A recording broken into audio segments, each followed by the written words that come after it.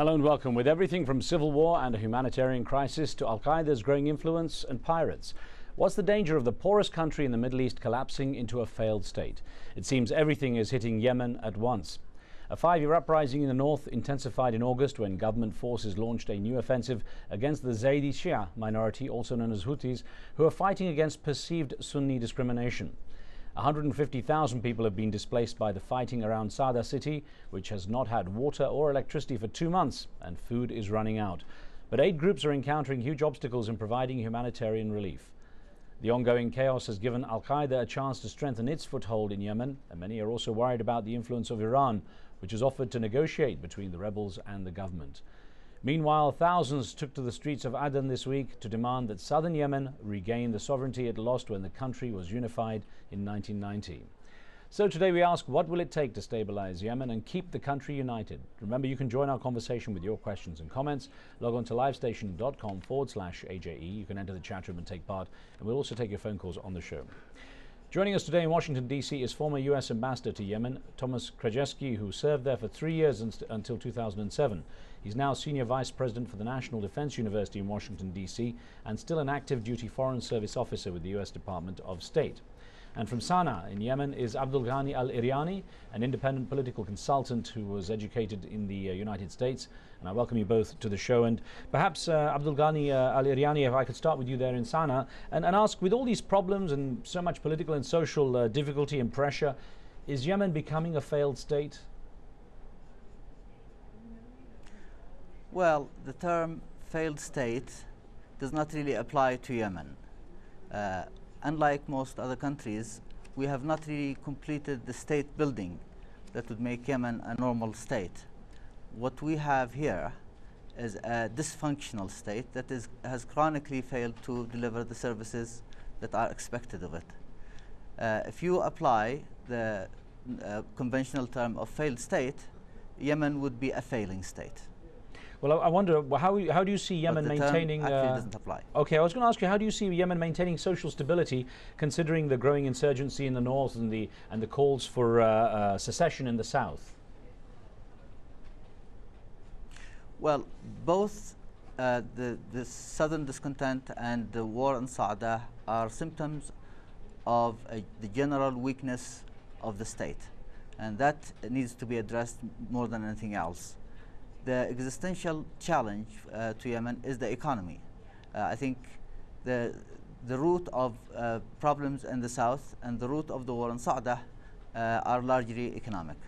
Well, let's bring in Ambassador Krajewski here. Sir, good to have you with us. And thank you. I want to get your opinion on how serious you believe the situation to be. You were serving there as U.S. Ambassador. How much is the country being destabilized from what you can see? Well, I think, first of all, Yemen's at risk of failing. And it's a disaster that we need to do everything we can to avoid. You summed it up well in your introduction. Abdul-Ghani added to it that the challenges, the problems that Yemen faces are really daunting, and it's coming at Yemen from all different angles. You didn't mention a water shortage, depleting oil reserves, unemployment, illiteracy. It really is a state under stress right now, and the risk of it continuing a downward spiral is greater now than I think it was when I was there. Well, this is what I was going to touch on. I mean, in the introduction, we could only say some of the issues, and of course, as you pointed out, there's a whole host of them. Yeah. I wonder, one of the key things that's been brought up a lot in the media recently is fears that Yemen, in this sort of deteriorating state, becomes an breeding ground for Al-Qaeda. How realistic is that fear? Well, I think it's quite realistic. It's certainly one that concerns government in Washington, and I know the government in Sana'a as well, and it should concern, and I'm sure greatly concerns, the neighboring states as well. Certainly the GCC countries, Saudi Arabia, the Emirates, Kuwait, do not want a Somalia on the Arabian Peninsula or an Afghanistan on the Arabian Peninsula. There's still an opportunity to prevent that and to reverse the trends in Yemen, but it's going to require a multi-pronged approach to deal with these issues. Well, let me get in Mr. al-Iryani here and ask, what has the Yemeni government strategy been towards Al-Qaeda, and how has that really affected the current situation there? Well, Al-Qaeda is not in the top of our priority. We have other fish to fry. We have a serious economic challenge. We have its expressions in southern discontent and the war on Sada. We can deal with Al-Qaeda, but in the framework of a larger solution, in the national salvation program that deals with all the issues that Yemen faces. As you deal with these issues, though, Mr. al-Iryani, isn't there the fear, though, that if these sort of politics, the Al-Qaeda presence and so on, becomes strong enough that other countries will start to impose their will a little more? There are fears some have that a strong Al-Qaeda in Yemen could start to target Saudi Arabia, and then, of course, that adds to the complicated situation. That is a risk that we must take into account when we talk about helping Yemen to get out of the very serious and very dangerous situation it is in, and that will come only through a grand national salvation program. If you put Al-Qaeda as a priority, we don't. Well, Ambassador, I want to get in a quote here, let our viewers hear a quote of Sheikh Mohammed al-Nujaimi, King Fahd Security College lecturer, talking about a situation regarding Iran. In Riyadh, in Saudi Arabia, and he said just on October the 3rd, it has become evident to our brothers in Yemen that Iran is funding the current battle. It is coming either from the Iranian government directly or from non-governmental organizations belonging to the influential Iranian religious authorities. And I wonder, you know, the perspective of Iran, what influence does it seem to have? Some believe it's a competing ground now, that Yemen has become a competing ground for Iran and Saudi interests. Well, we don't know to what extent other countries might be involved or might be supporting this rebellion. Right now, it looks to us as mostly an internal issue with different aspects, political and security aspects to it that we think needs serious mediation, political mediation to resolve, and that neighboring countries, certainly Saudi Arabia, have a stake in trying to resolve this within Yemen. We've heard the reports, certainly of concern of Iranian involvement and support, but right now we haven't seen the evidence. On that issue of Saudi Arabia, we had a comment from a comment from a viewer who's watching us and sent this by Facebook. Mahida Malik wrote in saying, what role does Saudi Arabia play in this geopolitically volatile region? Will Saudi Arabia allow Yemen to recover and regain stability?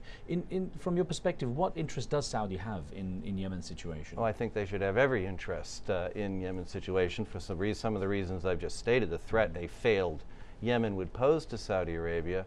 But they have a lengthy border, a largely an unpoliced border, and border security is one of the issues that we and the Saudis have been working with. But more than that, I think the Saudis need to step up their efforts to invest in the Yemeni economy, and to assist the Yemeni government and Yemeni people in development issues. A prosperous, stable Yemen is obviously in Saudi Arabia's best interest. I don't buy the argument that they want an unstable Yemen. Just to follow up, we had a viewer who wrote in, Mohammed Ahmed Khan, also sent this in saying, as long as foreign countries like Saudi Arabia and Iran interfere in Yemen and have a proxy war, I don't see the situation changing. But one thing that's happened, abdul-ghani, al-iryani, there's the issue of the conflict in the north, and I wonder what has prompted. It's essentially seems to be a Shia-Sunni one. What has prompted the government to target the Al-Houthi tribe, the Zaydi Shia there? It is not a Shia-Sunni conflict. There is no basis to that whatsoever. The majority of the soldiers who are fighting in Sa'dah happen to be Zaydi as well. This is a fringe group. Al-Houthis are a fringe group who have been pushed by circumstance and perhaps some encouragement from abroad to challenge the state, and it is, in my opinion, a minor affair, even though the human cost of it is very high.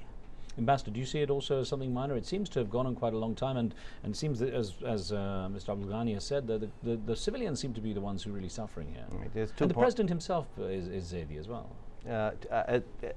I agree with Abdul-Ghani. This is not a Shia-Sunni war, a proxy war being fought in Yemen. There are a lot of conditions here. I think you make two important points. One is that this is a problem that just won't go away. 2004, when it first sprang up, I think our analysts, our opinion, Yemeni and American, was that they'd be able to control this, deal with it politically in the end, and resolve it. But every year it gets bigger and bigger, keeps popping up again. So it is a serious issue. And the humanitarian crisis this time around is really quite large. And we need, I think we need a ceasefire. We need to get NGOs up there, governments up there to help ease the humanitarian crisis in the first place, and then work on a political solution. So the government's action, Operation Scorched Earth, Ambassador, what is that likely to achieve then? You know, we have some experience in this. When you go after insurgencies and rebellious groups in territory like Sada is, and this is wild, remote territory that they can control with conventional forces, civilians suffer. It's true whether it's in Afghanistan, it's true whether it's in Somalia, it's true in Yemen as well. So for the government, this is a two-edged sword.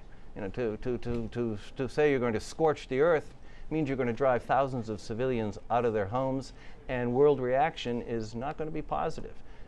Ceasefire and a negotiated political solution is the way to go. We'll look at more of this in a moment. We're taking a short break here. As we pause, let me remind you, you can join the conversation with your questions and comments. Log on to livestation.com, enter the chat room where you can see this debate taking place. Stay with us, we'll be right back.